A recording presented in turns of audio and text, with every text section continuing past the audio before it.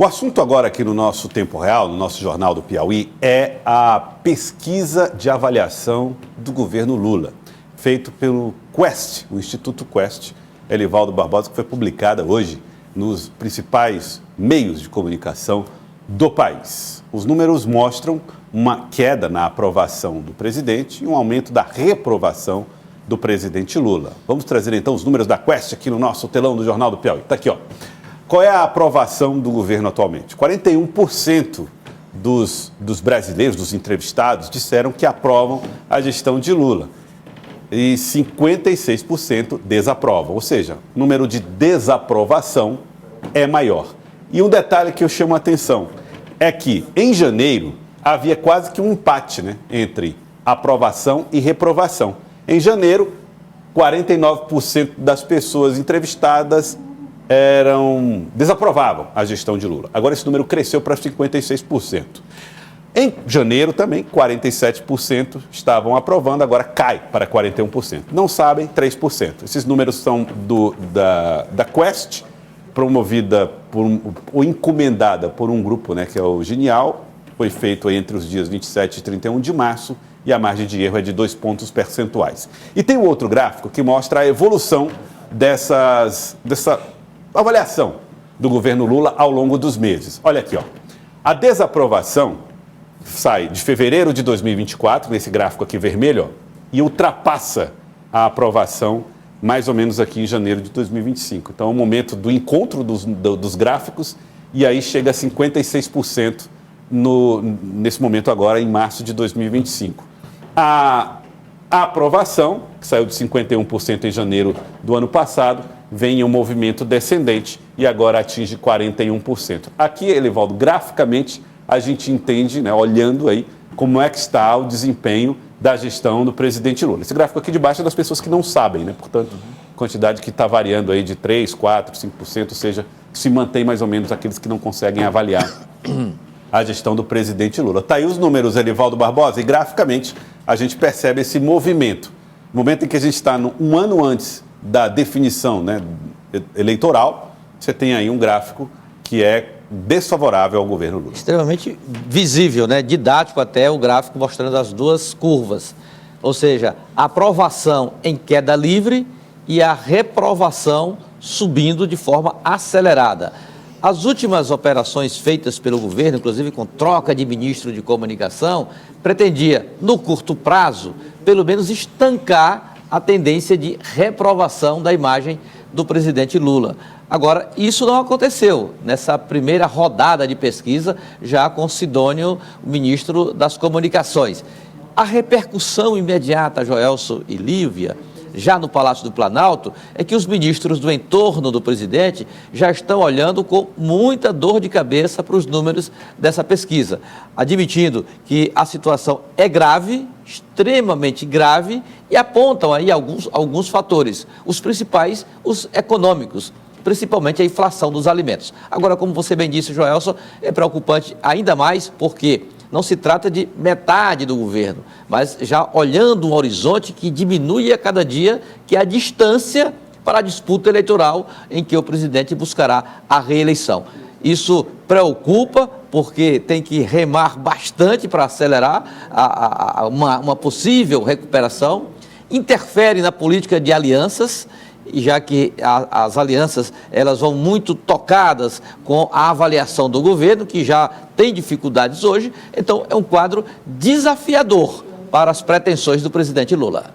Tá aí, Lívia, o gráfico apontando aí uma tendência de queda na aprovação, cada vez maior, né, na aprovação do presidente. O Elivaldo citou essas mudanças na comunicação, que terá respostas, não se sabe, mas se tiver, nunca é instantânea, né? Ela sempre leva um tempo para apresentar algum resultado. E, Gelson, interessante, porque eu conversava com o interlocutor do Partido dos Trabalhadores em nível de Brasília, e eles fazem essas pesquisas internas também para entender o sentimento da população. E ele falou, Lívia, existem 3 pontos que a gente bate muito na tecla. Os 2 pontos que afetam e provocam muito essa diminuição da popularidade foi referente ao PIX, que foi divulgado naquele momento, que foi uma tragédia para a comunicação do Planalto, assim como também a alta de alimentos. E E uma das coisas que é favorável para a popularidade do presidente Lula é o imposto de renda, que ainda não começou a valer. Então, percebe como a importância dessa comunicação, tanto para o bem quanto para o mal, tanto para ajudar quanto para piorar essa popularidade do presidente Lula, é essencial. E por isso que foi necessário essa reforma dentro do Congresso, dentro da esplanada, porque ele precisa de ferramentas para lidar com esse novo Brasil. Porque a forma que o presidente Lula estava conduzindo essa administração pública, e muito referente também a essa comunicação com o próprio eleitor, era uma comunicação de 20 anos atrás, que não existe mais. Inclusive, a eleição pela qual ele venceu foi uma eleição muito polarizada, muito antagonizada. Então, não era tanto pela presença dele nessa disputa, mas também pelo antagonismo ao seu adversário. Então, é necessário, sim, haver essa reformulação da comunicação e é nítido isso pelos números que a gente traz. Outro dado importante, Gelson, não sei se você já vai abordar aí outros quadros, é a situação da região Nordeste. Sim. E que a região Nordeste sempre foi considerado o reduto do petismo.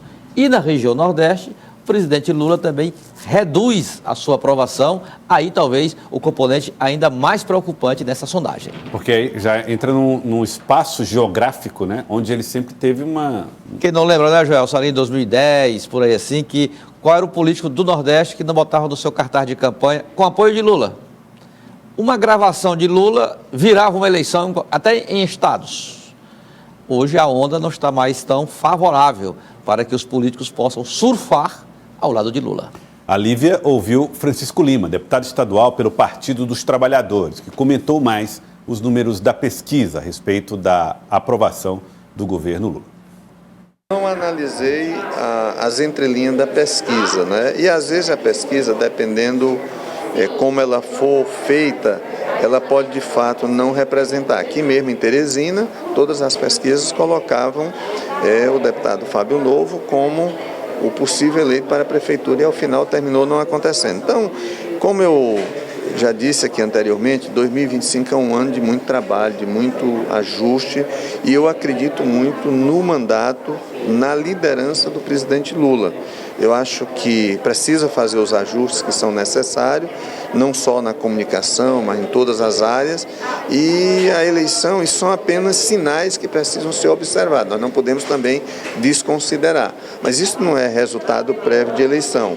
Isso são sinais que precisam ser compreendidos naquele momento. Porque, afinal de contas, a pesquisa ela é como uma nuvem. Você olha, ela está num formato. Daqui a um dia, 2 dias, ela pode estar em outro, não é? Então, eu acho que muita coisa vai acontecer e eu acredito plenamente na viabilidade do projeto, inclusive da reeleição do presidente Lula. Os números, né, como disse o deputado, mostram um momento, agora o momento, se comparando com o novo, é meio tempo fechado. Fechou o tempo. Presidente, né? É verdade. Agora, é claro, que o deputado faz uma avaliação comedida, não há razão para desespero. Há um campo de ações possíveis, não é, Lívia, capazes de buscar uma reversão do quadro. Porém, a situação é muito preocupante, o tempo fechado, a situação da economia para garantir a estabilidade, o controle da inflação em itens básicos que atingem diretamente a população, como os alimentos, aí é realmente uma missão das mais desafiadoras, das mais complicadas. Fora isso, Lívia, tem a questão do outro campo da direita. Aqueles que estão observando esses números, esse comportamento, que tem o desafio que se deparam, né, com o desafio da situação do ex-presidente Bolsonaro, que é réu em um processo importante por conta de uma acusação de golpe de Estado, mas que, ao mesmo tempo, apresentam outras lideranças aí que podem entrar numa disputa futura e que se privilegiam desse desempenho ruim da gestão do presidente Lula. É um efeito sanfona político-social, Joelson. Por quê? Porque no período de 2018 até 2022 houve uma inflamação muito grande dos discursos e das narrativas políticas. Então, se tornou tudo uma bandeira de direita ou esquerda naquele momento. Tanto é que houve uma eleição... 2020, perdão. Tanto é que... Foi 2020? 2022. Então, por isso que houve uma defesa tão forte pelos nomes tanto de Bolsonaro quanto do presidente Lula e de qualquer um que estivesse distribuído nesses dois campos. Agora, a tendência já não é mais mais tão polarizada assim, já existe uma mesclagem maior, um fisiologismo maior na política que é natural e acontece ciclicamente. Então agora não é mais sobre direita ou esquerda, tanto é que Tarcísio de Freitas, que está sendo cotado como o candidato de direita, ele se considera centro-direita, não é mais não é direita extremista. Assim como nomes da esquerda não se colocam como esquerda, colocam como centro-esquerda. A ideia é conseguir o máximo de eleitores possível, independentemente da cor partidária.